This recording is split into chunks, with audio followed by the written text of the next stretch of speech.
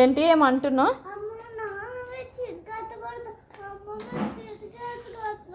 ఏంటి నాకు అర్థం కాలేదు. దేనికి ఏడుస్తున్నావు ఇప్పుడు?